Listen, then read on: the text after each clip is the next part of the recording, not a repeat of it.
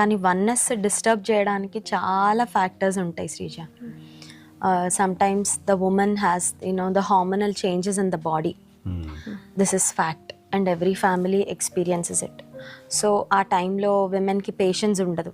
కొన్నిసార్లు we feel very weak, very low. ఆ టైంలో the husband has to understand, okay, she is not well, she is not able to cope up, let me give her some time and some space. I'm speaking this on behalf of all the women. ఎందుకంటే కొంతమంది మెన్కి అర్థం కాదు, నిన్నటి వరకు బాగుంది కదా, ఈరోజు ఏమైంది, సడన్గా ఇంపేషెంట్ ఎందుకు అయిపోతుంది, సడన్గా ఎందుకు అరుస్తుంది, సడన్గా ఎందుకు కోపం వస్తుంది అని. See women's body is wired differently than men's body. So మన బాడీలో వచ్చే ఫిజియలాజికల్ చేంజెస్ అవ్వచ్చు, హార్మోనల్ చేంజెస్ వల్ల we go through those mood swings.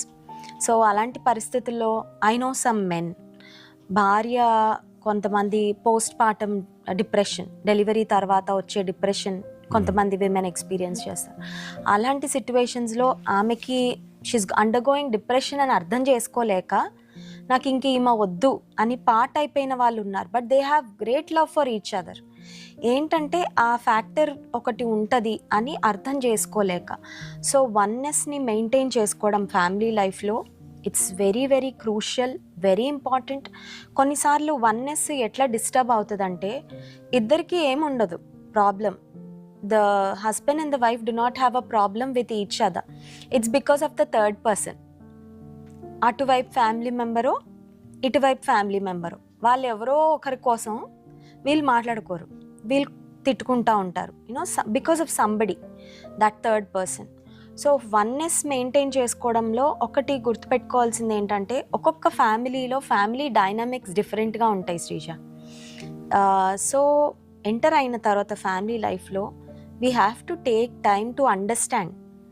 అర్థం చేసుకోకుండా నా ఫ్యామిలీలో ఇలా ఉండేది, ఇలాగే ఇక్కడ ఉండాలి, ఇలాగే ఉంటుంది అనుకొని వస్తే యూ విల్ బీ రాంగ్. ఎందుకంటే ఒక్కొక్క ఫ్యామిలీలో ఫ్యామిలీ బాండింగ్స్ కానీ డైనామిక్స్ కానీ డిఫరెంట్గా ఉంటాయి. కొంతమంది ఫ్యామిలీస్ ఎట్లా ఉంటారంటే ఒక గొడవ వచ్చింది అనుకో గట్టిగా అరిచేసుకొని రిజాల్వ్ చేసేసుకొని దే ఆర్ వెరీ పీస్ఫుల్. కొన్ని ఫ్యామిలీస్ ఉంటాయి వాళ్ళకి వాయిస్ రైజ్ చేయడం అనేది వాళ్ళ ఫ్యామిలీ కల్చర్లో ఉండదు. So if the wife comes from a different family, husbands family situation is different, ఈ అమ్మాయికి అర్థం కాదు ఆర్ అబ్బాయికి అర్థం కాకపోవచ్చు. సో నేను చెప్పేది ఏంటంటే take time to understand the dynamics of the family, in laws, అసలు వాళ్ళ మనస్తత్వం ఏంటి. కొంతమంది they are so good, so loving, కానీ వాళ్ళకి ఎక్స్ప్రెస్ చేయడానికి రాదు ప్రేమ, అది ఇన్లాస్ ఫ్యామిలీలో ఉండొచ్చు. ఇంకొంతమంది ఎలా అంటే చాలా మంచి మనసు ఉంటుంది, but they are very straightforward, వాళ్ళకి ప్రేమని కన్వే చేయడం రాదు. అది మనం అర్థం చేసుకుంటే we will not be easily offended. And ఇంకొకటి, అల్టిమేట్గా husband and wife God brought us together so we can be one. ఆ వన్నెస్ స్పిరిచువల్గాను ఎమోషనల్గా అదంతా మనం ముందుకు వెళ్ళాలంటే you should not let any factor disturb you to that extent. కొన్నిసార్లు ఎలా అయిపోతుందంటే నాకు ఆ వ్యక్తి చాలా ఇంపార్టెంట్, నువ్వు పక్కకు వెళ్ళు అనే అంత వరకు వెళ్ళిపోతాయి కొన్ని డిస్కషన్స్. సో అలాంటి టైమ్స్లో కొంచెం సెన్సిటివ్గా అండ్ ఎక్సర్సైజింగ్ మోర్ పేషెన్స్. వన్నెస్లో exercising patience is very very important. ఎందుకంటే ఆ టైంలో మనకి ఏం చేయాలో అది చేసేయాలనిపిస్తుంది. కొన్నిసార్లు we want to give up, we feel ఇంకా నేను 1 minute నేను ఉండలేను ఈ సిచ్యువేషన్లో అని గివ్ అప్ చేయాలి అనిపించే సిచ్యువేషన్స్ వస్తాయి. ఆ టైంలో కొంచెం ఓర్చుకుంటే, కొంచెం సహించుకుంటే, కొంచెం తగ్గించుకుంటే you have great joy and great blessings ahead. ఆ గివ్ అప్ అని అనిపించే ఆ వర్జ్ ఆఫ్ గివింగ్ అప్ దగ్గర ఉన్నప్పుడు you have to just pause, go to God's feet. If you have to vent out any frustration, pain, suffering, whatever you are experiencing, అదంతా దేవుడి దగ్గర vent out చేసుకొని you can just wait with patience, things will settle down. కానీ చాలా ఫ్యామిలీస్లో problem ఏంటంటే ఆ పాయింట్లో చాలా మాటలు అనేసుకొని చాలా గ్యాప్ వచ్చేసి అక్కడ నుంచి డ్యామేజ్ స్టార్ట్ అవుతుంది. And the devil is always like against families. ఎందుకంటే కుటుంబ వ్యవస్థను దేవుడు ప్రారంభించాడు.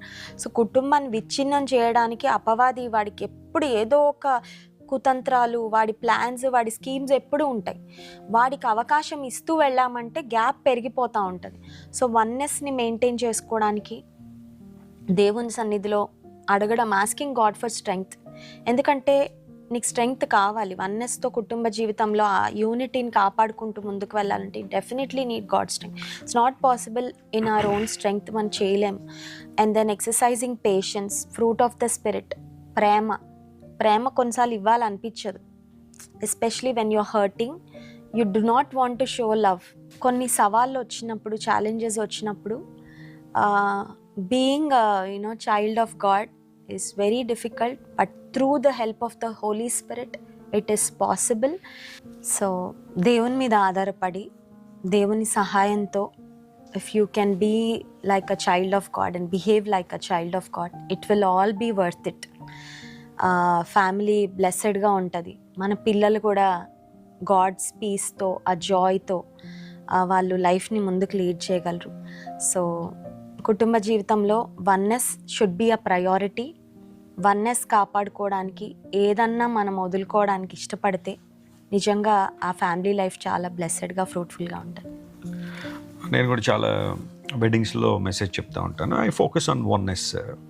ఎందుకంటే when God created Adam and Eve, the Bible says